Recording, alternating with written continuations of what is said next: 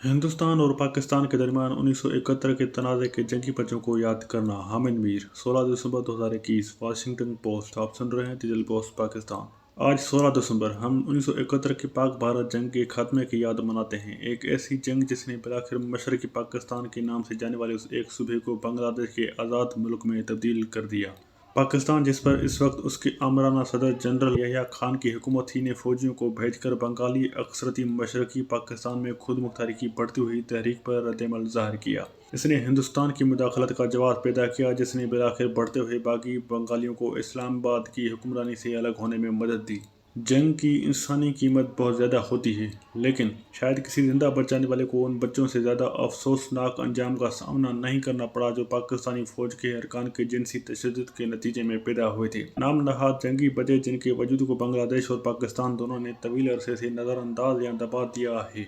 मैं कौन हूँ, मेरा वजूद नहीं है, क्योंकि मैं कभी पैदा ही नहीं हुई थी। ये अल्फाज हैं मुनवारा क्लार्क के, एक जंगी बच्ची जिसे कनाडा के एक जोड़े ने 1972 में गोद लिया था। इसकी असल माँ ने बच्चे की पैदाइश के बाद उसे छोड़ दिया। क्लार्क का गुस्सा उसकी माँ पर नहीं था, जो आखिरकार खुद भी इसका शिकार थी, बल्कि बांग्लादेश पर था, जो आज तक उसे पैदाइश का सर्टिफिकेट जारी करने से इनकारी है। मुझे क्लार्क के बारे में पहली बार कुछ साल पहले बोर्न टुगेदर नामी एक तस्वीरी फिल्म से मालूम हुआ, जो जंगी बच्चों की किस्मत का जायजा लेती है। बालिग होने के बावजूद नाजायजी की बोझ ने इसकी जिंदगी को नाकाबिले बर्दाश्त बना दिया था। उन्होंने बांग्लादेशी फिल्म साल शबनम फिरदौसी को बताया कि मेरे शोहर ने मुझे इस वक्त छोड़ दिया जब उसे पता चला कि मैं असल में कौन हूँ। क्या मैं अपने पैदा होने की खुद जिम्मेदार हूँ? क्या मेरा मुल्क मेरी देखभाल का जिम्मेदार नहीं है जब वहाँ सब कुछ हो रहा था?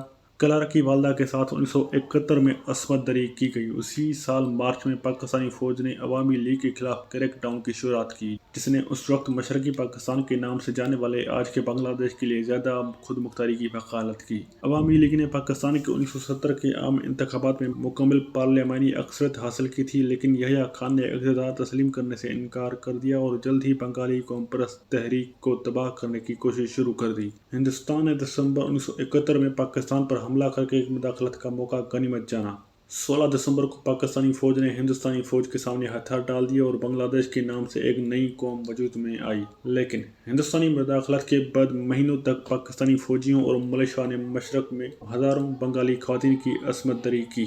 बहुत से जिंदा बच जाने वालों ने ना चाहते हुए उन बच्चों को जन्म दिया। उनमें से कुछ को अमेरिका, बरतानिया, कनाडा, फ्रांस, नॉर्वे और दीगर मगरबी ममालिक में रहने वाले जोड़ों ने गोद लिया था। यहाँ तक कि कुछ माओं को मदर टेरेसा ने हिंदुस्तान में पनाह दी थी। बहुत सी जंगी बच्चे बांग्लादेश में रहे जो अपनी असलियत से मुंसलिक समाजी बदनामी की वजह से इम्तियाजी सलूक और बदसलूकी का शिकार होते रहे। मैं उनमें से कुछ को ज़ाती तौर पर जानता हूँ। मेरे लिए उनके बारे में लिखना बहुत मुश्किल है, क्योंकि मैं पाकिस्तानी हूँ। ज़्यादातर पाकिस्तानी इस बात से वाकिफ़ नहीं कि 1971 में बांग्लादेश के साथ क्या हुआ था, क्योंकि उस वक्त की फ़ौजी आमिरत ने मालूमात को दबा दिया था। पाकिस्तान में बहुत कम लोग शम्स नहार के बारे में जानते हैं। वो उस खातून की बेटी है जिसको 71 में जंग के दौरान जाति का निशाना बनाया गया था। 2014 में मां और बेटी दोनों ने बांग्लादेश में इंटरनेशनल क्राइम्स ट्रिब्यूनल को पाकिस्तानी, मलेशिया और इसके लीडर के खिलाफ बयान दिए। उसने शम्स नहार की वालदा को फौजी एहलकारों के हवाले किया और उसकी असमत दरी की गई। ट्रिब्यूनल ने मलेशिया लीडर को मुजरिम ठहराया और उसे मौत की सजा सुनाई। ट्रिब्यूनल ने अपने फैसले में कहा कि शम्स नहार जैसे जंगी बच्चों को आम जिंदगी और हकूक से महरूम रखा गया था, जिन्होंने हुकूमत को जंगी बच्चों की शिनाख्त करने और उनके लिए समाजी खिदमत को प्रोग्राम बनाने की हिदायत की।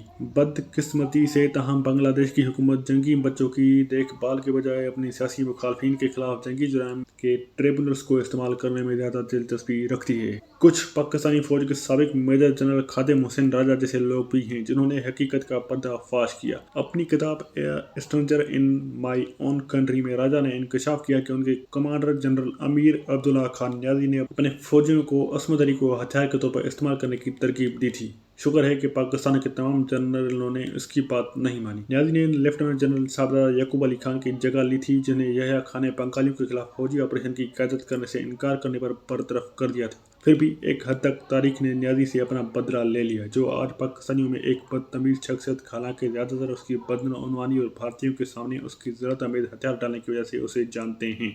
ہندوستانی مصنفہ شرمیلا بوس نے بھی 1971 کے سائے پر کچھ ایسی تحقیق کی ہے۔ اپنی کتاب ڈیڈ ریکننگ میں انہوں نے جنگ میں ہر طرف سے ہونے والے مظالم کو بے نقاب کیا۔ پاکستان کی طرف سے کیے گئے بہت سے جرائم کا اعتراف کرتے ہوئے اس نے بنگلہ دیشی حکومت کی طرف سے دعویٰ کی جانے والی اموات اور عصمت دری کی خواتین کی تعداد کو بھی چیلنج کیا اور اکثریتی بنگالیوں پر غیر بنگالیوں کے خلاف نسل کشی کا الزام لگایا ہے، جنہوں نے تنازع کے دوران پاکستان کا ساتھ دیا۔